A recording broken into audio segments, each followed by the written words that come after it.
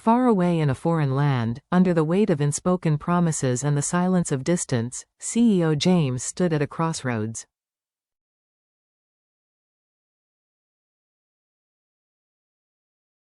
He was a young man carrying the burden of his father's empire and the ache of a heart that longed for home.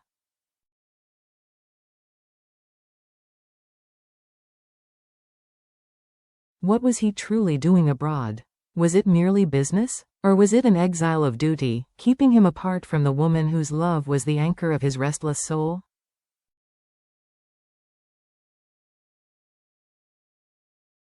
The question haunted him. Would fate still grant him a chance to return to Vietnam, to the waiting heart of Too Deep, the girl whose patience was as deep as her name, and whose faith refused to waver?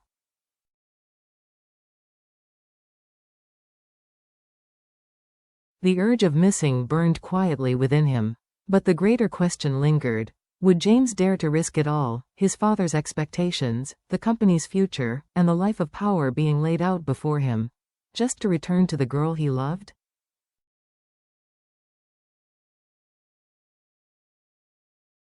Storms abroad, silence within. The rain had just ceased its relentless patter on the vast construction site abroad.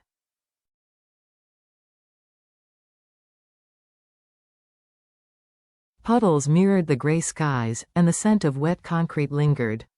Machines roared back into rhythm, iron arms rising and falling like the heartbeat of industry.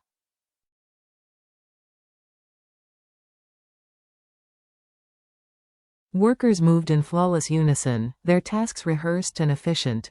James stood in silence, his sharp suit damp with mist.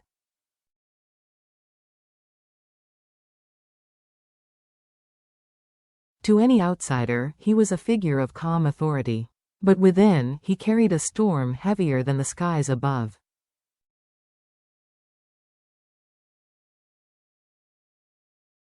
His father's voice echoed beside him, firm yet cautious. "James, the teams are working well again."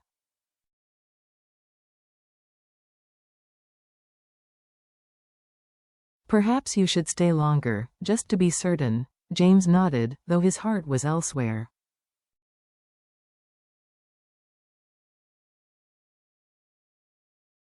He had been here for weeks, oceans away from Vietnam, oceans away from Too Deep.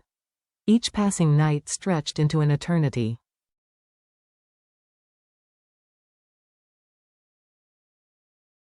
He wondered if distance could fracture the bond they had once sworn to protect. All he wanted was to return, to see her gentle smile, to hold her hand in the quiet simplicity of her countryside home.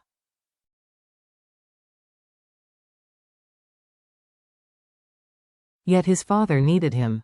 The company needed him, and duty, like an iron chain, fastened his steps in place.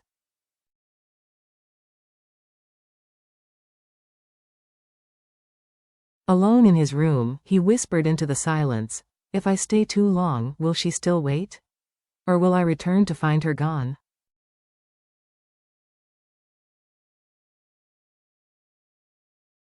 With every sunrise, his fear of losing her only grew.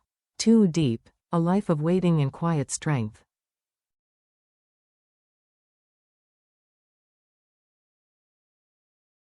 Meanwhile, in Vietnam, Too Deep's days unfolded with a rhythm of simple beauty. She rose early, tended to her garden, and carried baskets of melons to the market, even under the sudden drizzle of summer rains.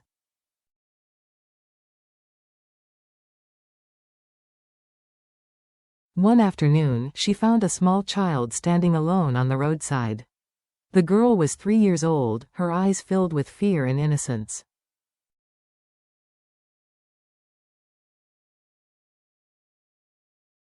Her name was Nay. Authorities had not yet found her parents, and they asked Too Deep to care for her for a few days.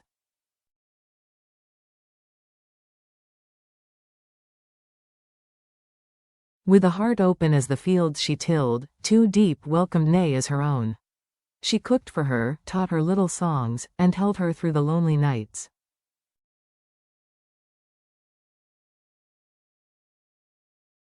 The child became a tender distraction from the ache of missing James. Yet every evening, as the village settled into quiet, Too Deep sat by the window, gazing at the horizon.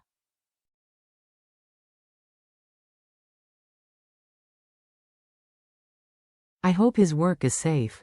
I hope he comes back soon, she whispered to herself. When her elderly neighbor teased, "Are you missing your man again, Too Deep?" she blushed, but her answer was unwavering.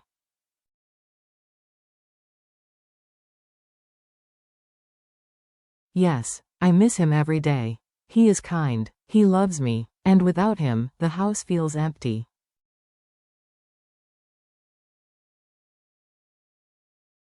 Her heart remained loyal, stretched across oceans, bound not by presence but by trust.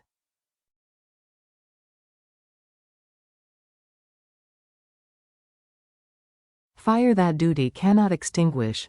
Back abroad, James felt the fire of longing intensify.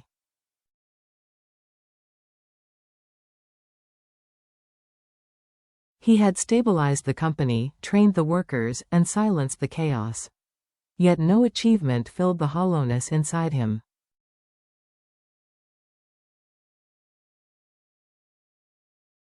Each evening, his father reviewed reports and spoke of expansion, but James's mind drifted to the narrow roads of Vietnam, the small market stalls, the sound of Too Deep's laughter as soft as morning rain.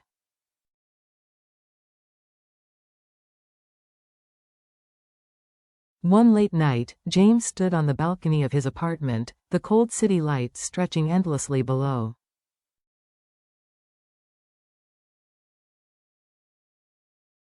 They glittered like diamonds, yet none carried warmth.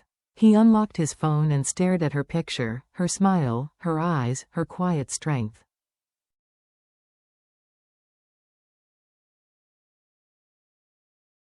For the first time, he allowed the forbidden thought to surface.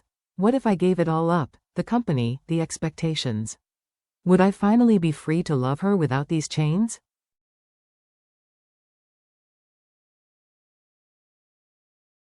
Waiting, tested. In Vietnam, Too Deep's days grew heavier, though she bore them with grace.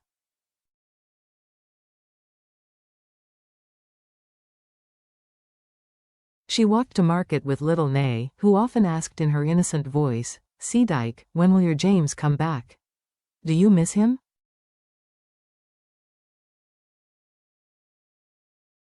Too Deep bent down, holding the child's hand. "Yes, I miss him very much. But he will come back."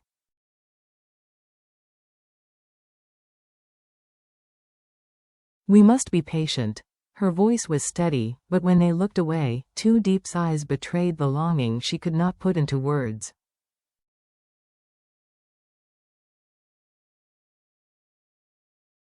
Even her neighbors asked, "Aren't you tired of waiting? Life is long. Love is fragile."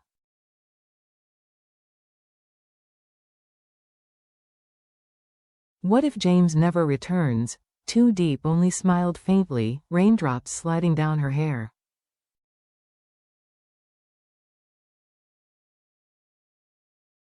If love is true, waiting is not a burden. It is proof. Her words were simple, but her heart ached with doubt.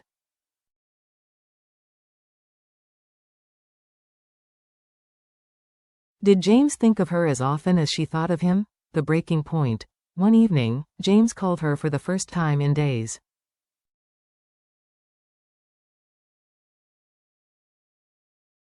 When her trembling voice came through the speaker, his chest tightened. "Deep," he said, his voice breaking.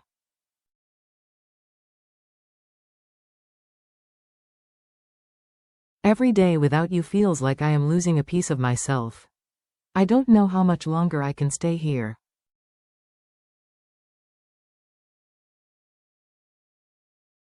On the other end, Too Deep's eyes filled with tears.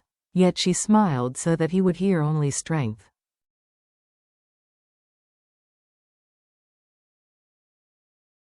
"James, I told you before, I will wait.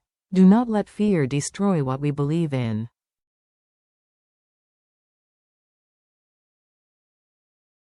"Do what you must, and when the time is right, come back to me." Her words pierced him like lightning.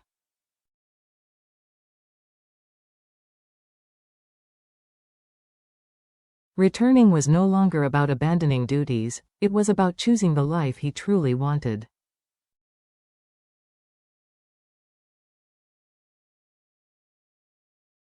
Defying his father, days later, James sat across from his father at dinner. The old man spoke proudly of expansion and new markets.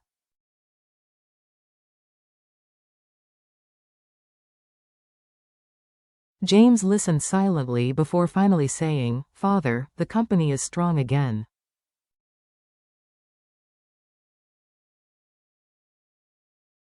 "You don't need me here anymore," his father frowned. "Do you think it's that easy? If you leave now, what will people say? That you were weak? That you abandoned responsibility for a woman?"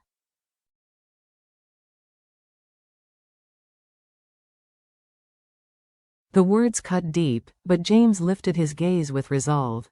"If loving her is weakness, then I choose it.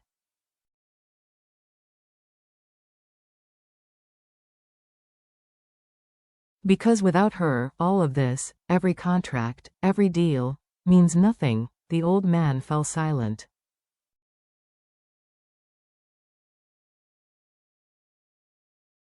The clinking of cutlery was the only sound in the room.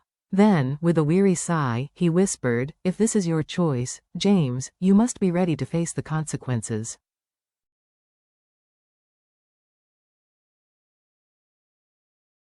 That night, James booked his ticket.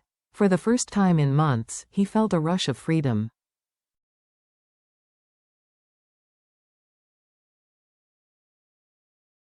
He messaged Too Deep, "Wait for me. I'm coming home." Homecoming. On the porch of her small house, Too Deep sat with little Nay asleep in her lap.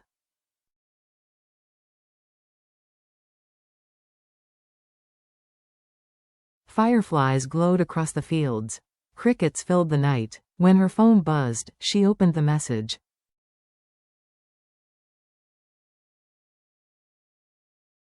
Her hands trembled. Tears slid down her cheeks, not from sadness, but from relief.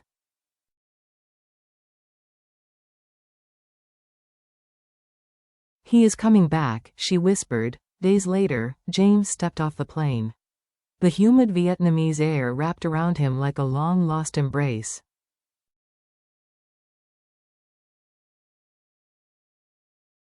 Every road, every rice field reminded him of the woman who had kept his heart alive through distance.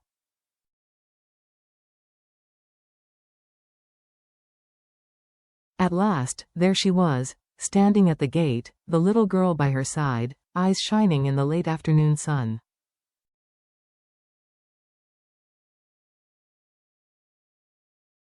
She did not rush forward. She simply waited, tears glistening, as if to say, "I told you I would be here."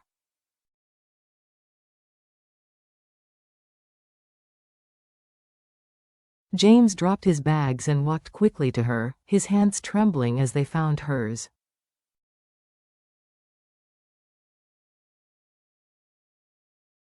"Deep," he breathed, his voice breaking. "I'm home." Through her tears, she smiled and whispered the words he had longed for.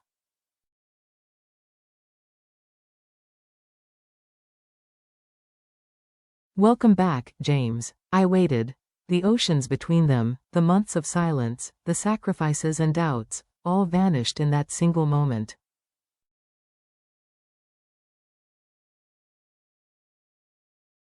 The lesson of their love. Their reunion was not the end of the story, but the beginning of another test.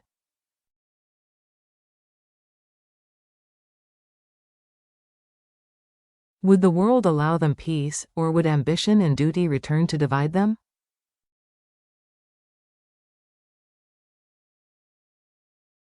Yet one truth stood firm. Love is not measured by presence alone. It is measured by faith, patience, and the courage to choose the heart over the world.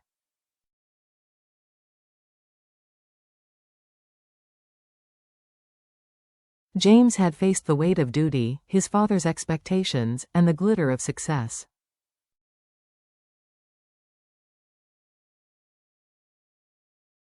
But all of it meant nothing without Too Deep. She, in turn, showed the quiet strength of patience, the proof that true love endures even in absence.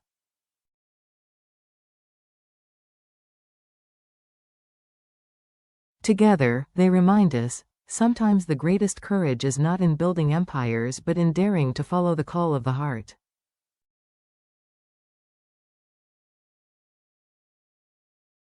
Love that is patient, loyal, and brave can overcome distance, time, and fear. It demands sacrifice, yes.